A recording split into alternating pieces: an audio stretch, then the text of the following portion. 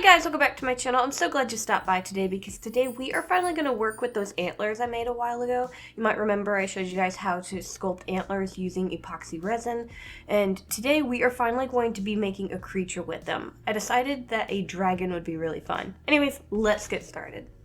Okay, so I'm so excited to use these antlers in a piece. I've been really wanting to do a dragon with them, and I finally figured out the design that I wanted to go for. So let's get started on working on the clay pieces. That way we can actually add the antlers to the head and see how they look.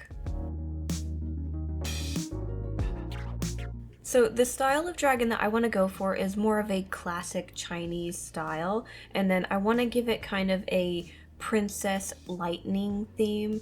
I'm gonna go princess mainly because I want to work with more pastel-y colors. If I was just going to do a lightning theme, I'd probably go a lot darker and make it look like clouds.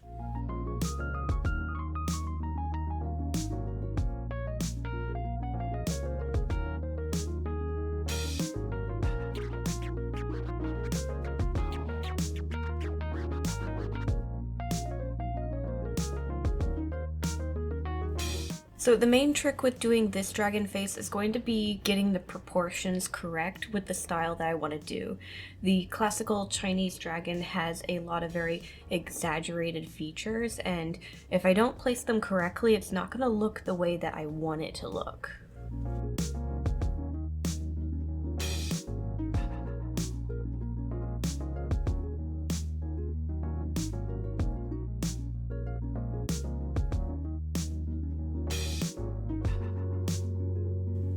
Right now, I'm going to be focusing more on the shape of the snout. I do have some glass pieces marked out for where the eyes are going to go, but we're going to end up sculpting those later when we add the antlers.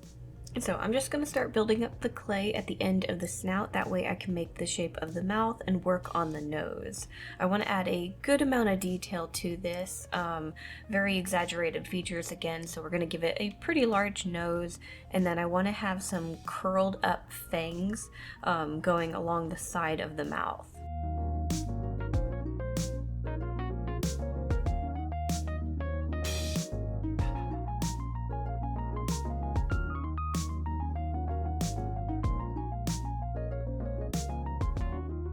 Now you'll notice that I added a decent amount of wrinkles to the top of the snout, and that's because I kind of want to give it a bit of a snarl. I don't want it to look super scary or anything, but I do want it to look kind of intimidating.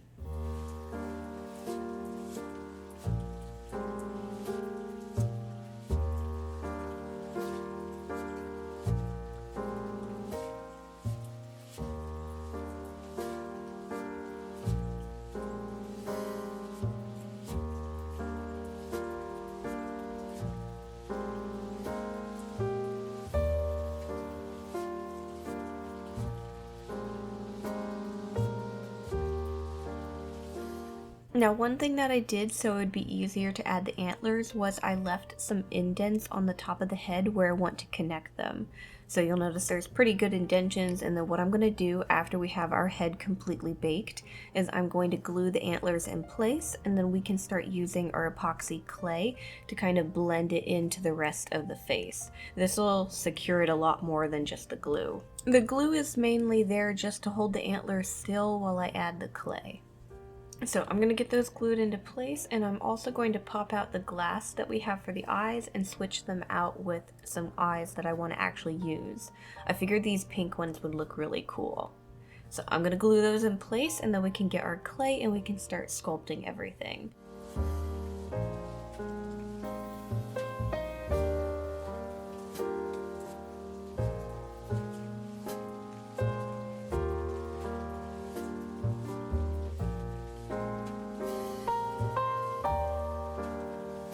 Now, I don't really need to add too much at this point, mainly just going to work on the expression, and again, I want something kind of intimidating, so the eyes are going to look slightly aggressive. I don't want them to look like super cute or anything like that.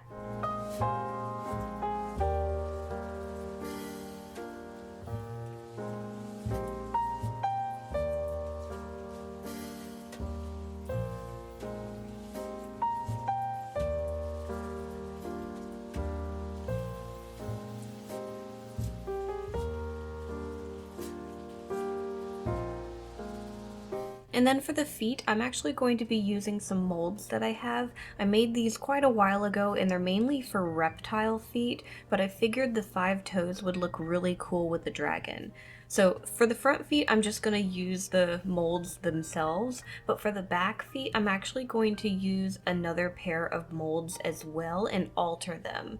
So I have these paw molds and I'm going to saw off the little paw portion and I'm going to connect the same foot that we're going to use for the front feet to connect to this. That way we can make the back feet. So I'm just going to kind of connect these with some wire, glue them in place, and then blend everything together with some clay.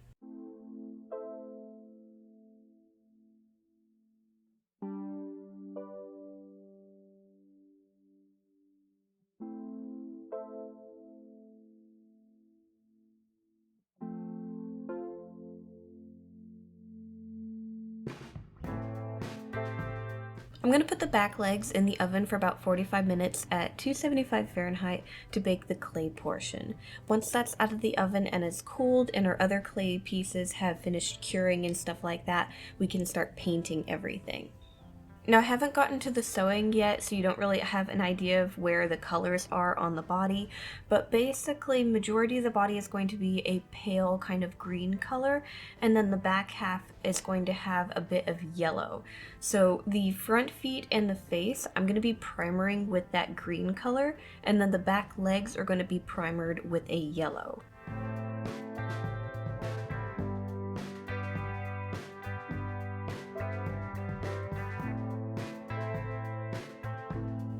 So I'm going to get those completely painted and then we can start working on adding details and stuff. Mainly shadows and just brightening up different areas of the face and the feet.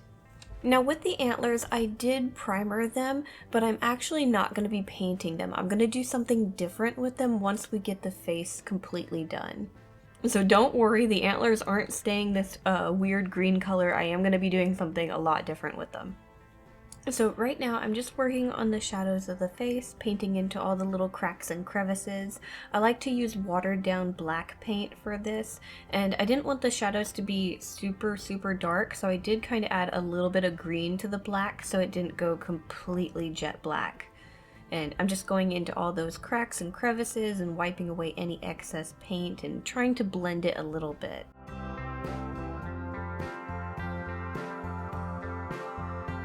And then for the color of the face, I want to make it a little bit richer. So I'm going to kind of mix in more warm and bright greens. And then I want to throw in a little bit of pink kind of around the nose and stuff like that. Mainly because the fur that I want to use for the chest does have pink highlights, and I figured we could add a little bit more detail to the face to kind of blend everything together.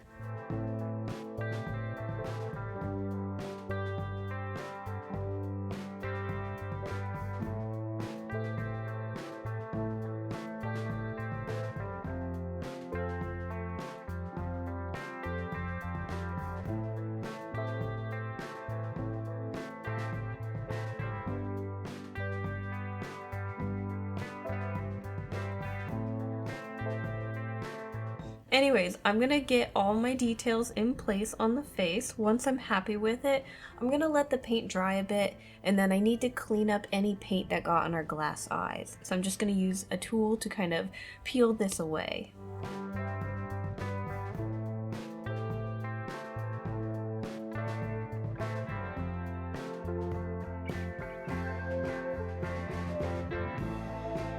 And then for painting the feet, what I'm going to do is I'm going to add some shadows into the little cracks of the scales on the toes.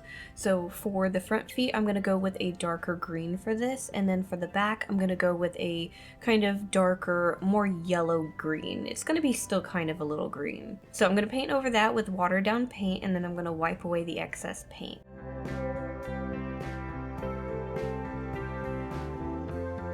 Once that's dried, I'm going to start adding some highlights at the tips of the toes and just kind of trying to brighten everything up.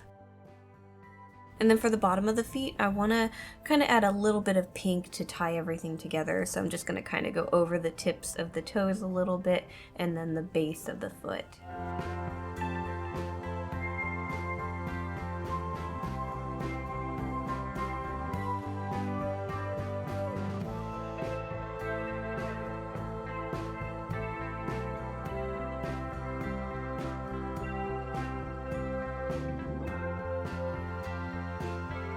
Once I have everything completely painted and dried, I'm then going to resin over all of my clay pieces. And then once the resin has cured, what I'm going to do is I'm actually going to take some resin and we're going to be glittering the antlers with it. The main reason I'm not resining them the same time as the face is the glitter will stick to literally everything, and I just want it to stick to the antlers. So I'm going to mix up my resin and I'm going to paint it lightly on the rest of the antlers, just going to make sure everything is completely covered in a thin layer of resin. And then resin takes a little bit of time to cure, so I'm going to let it sit for a few hours so it's kind of sticky, it's not dripping or anything. And then I'm going to sprinkle glitter over everything, all the antlers, just going to get everything completely covered. Now, the main reason I'm giving the resin a little bit of time to cure before I glitter it is because I don't want the resin to drip off or run, because the glitter will move around if it's too runny. So I'm going to let it cure a little bit before doing that. That way when I add the glitter, it'll just stay where I added it.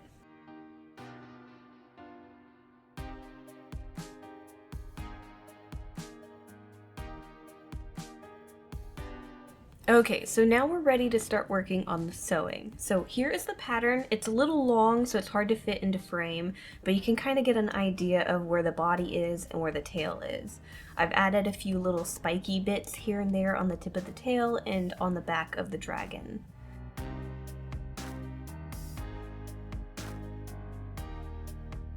So the first thing that I'm going to do is I'm going to take the fabric for the sides of the dragon. I have it split into two different colors, the green and the yellow, and I'm going to sew these two sections together. That way I have a side for each side of the dragon.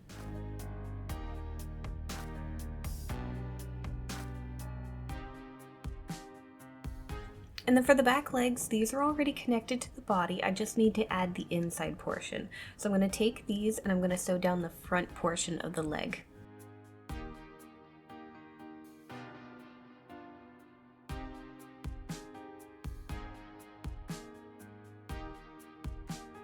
Next, I'm going to take the belly fabric. For the belly fabric, I have it divided into two pieces. The part that will be more of the neck and chest area is a fur fabric, and then the rest of it is going to be a yellow. I've got these sewn together, and then I'm just going to sew the sides of the body to each side of the belly.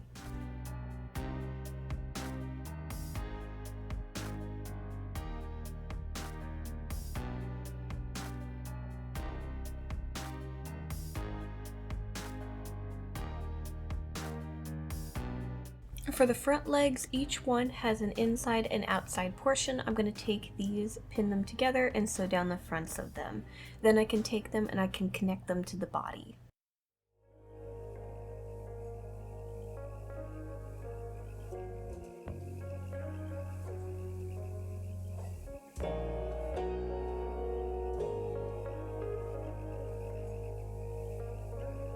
And then for the spiky little decoration pieces, I have fabric folded over and the patterns sketched out. I've got everything pinned together and I'm just going to follow all of these lines. I can then cut them out and flip them right side out. Just doing it this way is a lot easier than cutting them out ahead of time. And then we can start putting our dragon together. So for this, I have a wire frame that we're going to put everything on. It's pretty basic. The only thing that I changed up is I reinforced the wire for the neck and the front legs, just because the head is a little bit heavy and it helps to hold it up. So I'm going to start by taking the fabric for the body and I'm going to run it over the wire frame. I'm just going to take the wires for the legs and they're just going to go through the holes for all the legs. Then we can take our clay head and we can glue it to the end of the wire for the neck.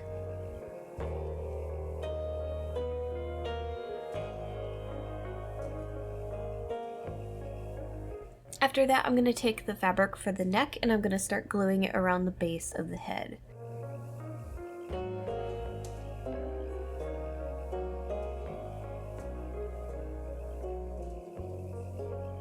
For the top portion of the dragon, I have a fake leather that's just this cool green scaly fabric, and I'm going to glue it to the very top portion of the head, and then we just need to start stuffing and closing up the body once everything has dried.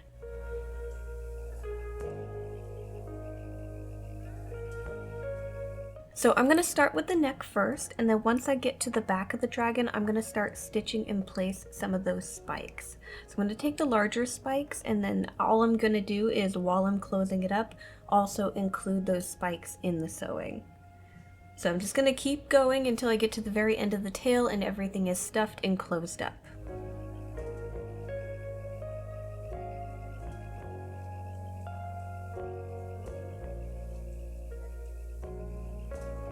Now when I get to the end of the tail, I'm going to take the rest of the spikes and I'm going to start sewing those in place to decorate the end of the tail.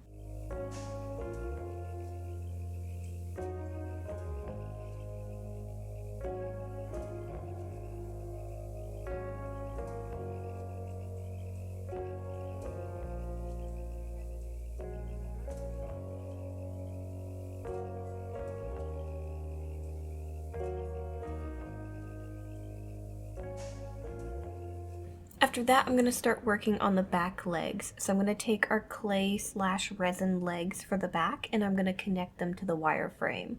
For these, I just have holes drilled into them and I'm just going to glue the wires in place.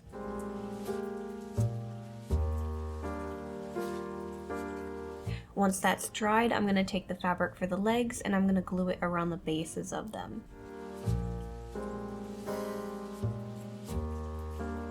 Now you'll notice that the fabric doesn't reach all the way around, and that's because I'm going to take a little bit of our fur fabric to close up the back.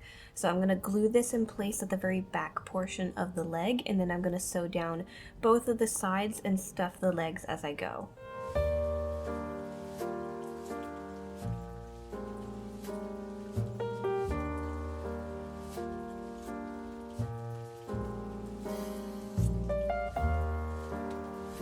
After that, I'm going to move on to the front legs and basically do the same thing. I'm going to take the resin pieces and I'm going to glue them to the wires, take the fabric, glue them around the bases of the front feet, stuff and close them up.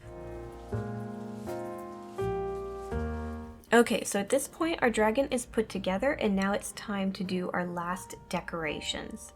So I want to start adding more fur to the face, so I'm going to cut some pieces to fit and kind of frame the head to make more of a mane section. I'm also going to give him little fluffy eyebrows and I'm also going to attach fur to the under portion of his jaw.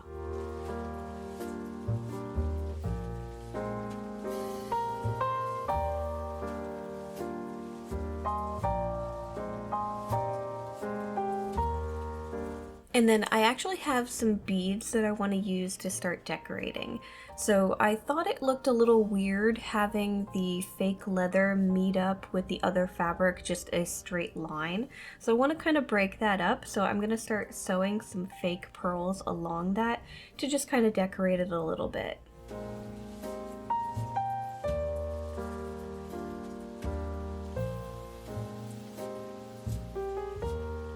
And then I have some extra really interesting pieces from an old necklace that I had, and I'm going to basically sew this on each side of his furry mane, just around the very bottom portion. I'm also going to add a little bit of the pearls there as well.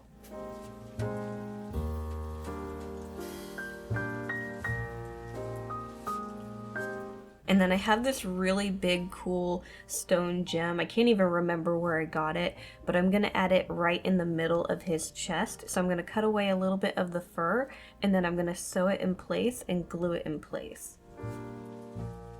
I realized the tail still looked a little bit plain, so I had some pearls still left over. So I started sewing those along the edge of the little spike section just to kind of throw in a little bit more decoration.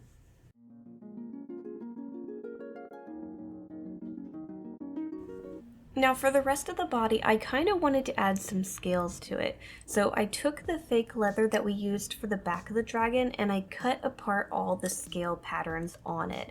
So I cut out a bunch of different scales, and yes, this did take forever, but I think it was worth it. Basically what I did was I took my fabric glue and I just glued the scales on the rest of the body where I wanted them. So I tried to make a little bit of a pattern here and there, but I tried to keep it still very natural and random.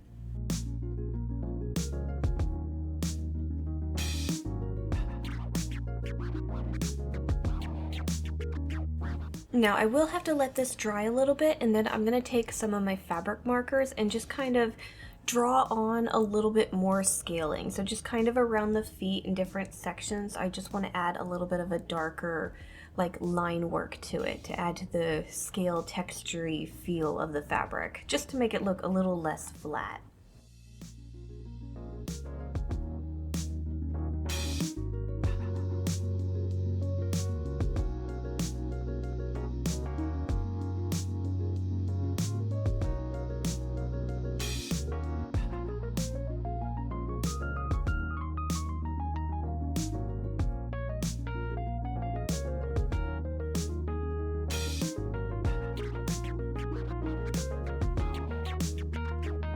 Okay guys, and here is our Thunder Dragon. I had so much fun with this theme and using my antlers.